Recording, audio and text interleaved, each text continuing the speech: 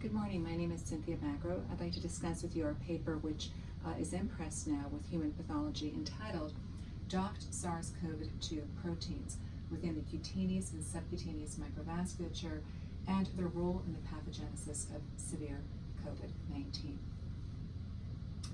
The deltoid biopsy of normal skin is one that we have been using for the past several years to document the presence of systemic complement activation in patients who have suspect atypical hemolytic uremic syndrome. More recently, we've been utilizing this biopsy to also document systemic complement activation in patients with severe COVID-19, knowing the critical importance of complement activation in the pathogenesis of severe COVID-19 to allow potential intervention with complement inhibition therapy in patients who might fail more conventional therapies for COVID-19. So in this study, we did have 23 patients, 4 pre-mortem and 9 post-mortem patients who had severe or critically ill, fatal COVID-19 who had underwent a deltoid biopsy. We did them either in the pre-mortem context for patients who might benefit from complement inhibition therapy, and we conducted it routinely on post-mortem cases. And what we discovered in these 23 cases of deltoid biopsy analysis was that, in fact, there was evidence of systemic complement activation. And that was defined by the presence of C3d, C4d, and or C5b-9, which are all components of complement activation in 10 or more blood vessels within the cutaneous microvasculature. That basically defined the presence of systemic complement activation when utilizing deltoid normal skin. We also examined COVID-19 positive patients with less severe disease or who were not symptomatic and happened to have skin material for other reasons that were procured, and there was no evidence of complement activation in their microvasculature. So this is a collage from our paper that shows a patient with severe COVID-19. This patient had acute respiratory distress syndrome and developed the classic thrombotic retiform purpura on the head that some patients with severe COVID-19 develop. This patient's biopsy of the thrombotic retiform purpura showed the typical histology, which was a post-inflammatory thrombogenic vasculopathy with evidence of endothelial cell injury. The basis of the endothelial cell injury and thrombosis was one related to complement activation. Illustrated here is the C5b-9 immunostain that shows extensive deposition in the wall and within the endothelium. Given the fact that this patient had complement-mediated vascular injury in the lung as the presumptive basis of the ARDS, plus this thrombotic diathesis that was clearly complement-mediated, suggested systemic complement activation, and therefore we did the deltoid biopsy and, not surprisingly, found significant complement deposition within the microvasculature. And again, that would imply that when I look at the biopsy of the normal skin under the microscope, I do see a number of blood vessels that show some component of complement activation within the endothelium and or in a subendothelial array. Illustrated here is a vessel showing prominent C3d. This is palate erector muscle that demonstrates a non-specific staining pattern for complement. One of the greatest challenges when you evaluate complement stains microscopically is to understand that there is a lot of non-specific staining, such as epidermal and eccrine basic membrane zone staining that doesn't count. We discovered something very fascinating in these normal deltoid skin biopsies over and above the fact that we were able to document systemic complement activation, they showed evidence of the SARS COVID protein in the endothelium, whether it was SARS COVID spike-like protein, SARS COVID membrane, or envelope protein. And here we have a collage that demonstrates the normal deltoid skin biopsy material, whereby the blood vessels exhibit SARS COVID protein. Here we have envelope, membrane, and spike-like protein localized to the endothelium. Panel A shows a similar pattern of endothelial cell localization of the SARS CoV-2 membrane in the endothelium in the setting of thrombotic retiform purpura. But these other panels, B, C, and D, are in the normal deltoid skin, showing a similar pattern of endothelial cell localization of the SARS CoV protein. But when we examined for evidence of active viral replication using the SARS CoV-2 RNA assessment, it was essentially negative. So there was this docked protein in the microvasculature of the normal skin and in the thrombosed skin of thrombotic retiform purpura, but in the absence of any significant active viral replication. We did ultrastructural analysis on the autopsy normal deltoid skin. This is a low power of an endothelial cell, and this is a higher power. And what one sees here with the arrow as opposed to the arrowhead are some lysozymes and microvesicle bodies.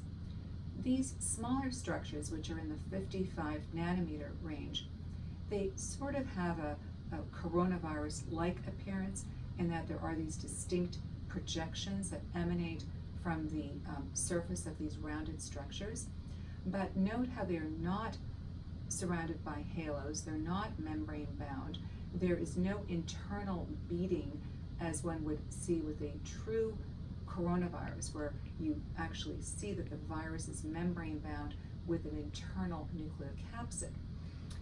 These structures are probably clathrin-coated vesicles or potentially pseudovirions, so viral particles, but not the intact virus. And what our ultrastructural assessment confirmed was that there were no intact virions in the cytoplasm, albeit there were these structures that again either represented clathrin-coated vesicles or possibly pseudovirions, like components of the virus corresponding to the proteins as opposed to the intact virus that we were seeing in the endothelium. And the docked protein localized to the microvasculature was associated with complement deposition. So this docked protein was an inducer, if you will, of complement activation. And so what we have here is a co-localization study whereby we have C4D and spike glycoprotein co-localized, and using nuance software, we're able to show a double signal characterized by areas of intense yellow staining that would indicate a true co-localization of C4D with the spike glycoprotein. This is the image before application of the nuance software, which will basically convert a red chromogen and a diaminobenzidine chromogen into a specific color, fluorescent color. And here we see a few blood vessels around an eccrine coil that have sort of a bronzy appearance, reflecting the presence of C4D stained with a diaminobenzidine technique in brown, with the spike glycoprotein, which is stained with a red chromogen, and you can see a sort of a hint of both the brown and red merged together within the vessel wall, and clearly using the nuance software technique it will demonstrate these areas of yellow fluorescence, reflective and confirmatory of that co-localization phenomenon.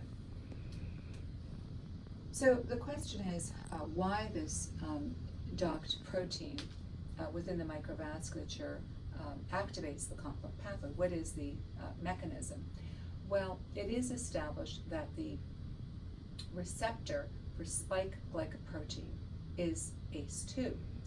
And we have shown in prior studies in our translational research paper that presumably the spike glycoprotein, when it interacts with ACE2, is able to activate the mannan-binding lectin pathway because of specific sites on mannan-binding lectin that will interact with spike glycoprotein. So critical for this espousal is to actually show that the blood vessels that contain the membrane protein, the spike glycoprotein, the membrane and or envelope protein, actually express ACE2. Once we've shown that, then of course one can assume that the mechanism of complement activation is the mannan-binding lectin pathway activation.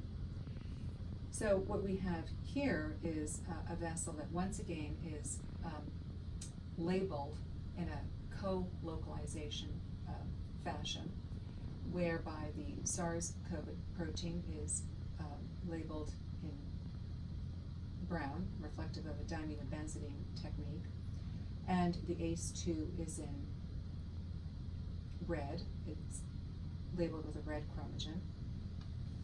And then using that nuance software, the red chromogen, indicative of ACE2, will fluoresce in a red fashion. It'll give a red signal. In contrast, the diamidobenzidine stain for SARS CoV-2 will give this green signal with the nuance software. And then when we co-localize using this particular technique, the areas of co-localization will stain yellow. So we were able to document that in fact the skin and subcutaneous fat microvasculature express ACE2, and those ACE2 positive blood vessels had a complement.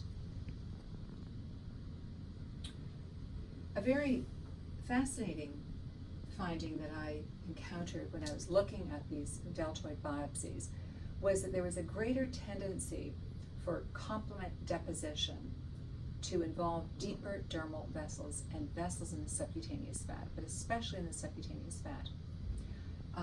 This particular image here is of fat showing very prominent deposition of C4D within the microvasculature of the fat. Well, not surprisingly, there is a differential staining pattern for ACE2 within the cutaneous and subcutaneous microvasculature. The ACE2 expression more superficially in the dermis is much less than the ACE2 expression in deep dermal and subcutaneous vessels. And in fact, the greatest expression of ACE2 is within the subcutaneous vessels, probably explaining why there is a greater tendency to see a greater extent of complement deposition within deeper dermal vessels and vessels within the subcutaneous fat. So here we have the ACE2 expression in superficial vessels being essentially negative, while there is a very strong expression of ACE2 within the subcutaneous blood vessels. And even though these biopsies were of apparently normal skin, very careful scrutinization of the biopsies did show evidence of this complement mediated microvascular injury process characterized by endothelial cell denudement to one of frank vascular thrombosis. And again, these microvascular abnormalities, which are quite characteristic for complement-mediated vascular injury were seen in a number of cases of apparently biopsied normal skin. So here we have a cross-section of the SARS CoV-2 with its spike glycoproteins emanating from the surface in association with the SARS-CoV membrane and envelope that sort of defines the capsid proteins of SARS-CoV-2. The capsid proteins are going to be your membrane, envelope, and spike glycoprotein. And as I was mentioning, the spike glycoprotein has as its receptor ACE2. And we know that there are specific sites on mannan-binding lectin for spike glycoprotein that will lead to activation of the complement pathway via the mannan-binding lectin pathway activation, eventuating into the deposition of C5b-9, which then causes endothelial cell injury. So to summarize, we have pseudovirions released from dead virus originating in the lung, because we've shown that there's no viral replication in the skin. So they have to come from somewhere, so presumably the lung, where there's this excessive amount of viral replications in the septal microvasculature, docking to ACE2 positive blood vessels of the skin, most numerous in the fat, leading to complement activation throughout the skin and fat. And really the subcutaneous fat in deeper areas of the skin, where you have the greatest amount of ACE2 in blood vessels, serves as a fuel for distant vascular injury and thrombosis. And why is that? Because once you activate the mannan-binding lectin pathway, you will also trigger activation of the alternative pathway, and you also release fragments that will activate the coagulation pathway. There's this tremendous interplay and crosstalk between the complement and the coagulation pathways, really leading to distant extracutaneous microvascular injury and thrombosis. Also, this espousal provides a pathophysiologic construct for obesity as a risk factor for severe COVID-19.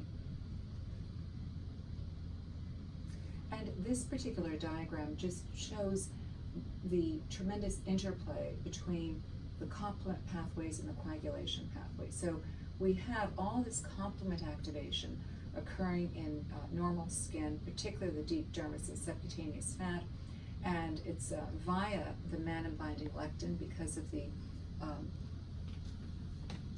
spike glycoprotein interacting with specific binding sites on mannan-binding. And once that pathway is activated, it will release fragments that will, including apoptotic debris, that will activate the alternative pathway, and also the coagulation pathway. And then the coagulation pathway, in turn, when it's activated, it will also activate the complement pathways. And so you end up with this amplification of complement and coagulation pathways at distant sites, contributing to the significant vascular injury and thrombosis that characterizes severe COVID-19. So, in conclusion then, we know that the interferon response is very important in controlling the replication of the virus. And when it is blunted, which is what we see in severe COVID-19, the virus, being endothelial-tropic, replicates excessively in the lung microvasculature, although really not elsewhere apart from the nasopharynx and liver, and that's based on some other studies that we've done. Microvascular complement activation via spike glycoprotein MBL engagement results in septal capillary injury. This was work that we had focused on in our original translational research paper. But the SARS CoV-2, we'll call them pseudovirions, released from the dead virus in the septal capillaries, disseminate systemically and localize to select ACE2 vessels, and result in MBL-mediated complement activation. And we know that a significant source of that docked protein to ACE2 positive vessels occurs clearly in the skin. Complement activation amplifies the alternative pathway and also activates the coagulation pathway, leading to distant microvascular injury and thrombosis. And so the end result is really one of microangiopathic ARDS and significant multi-organ microvascular injury and a procoagulant state in the setting of severe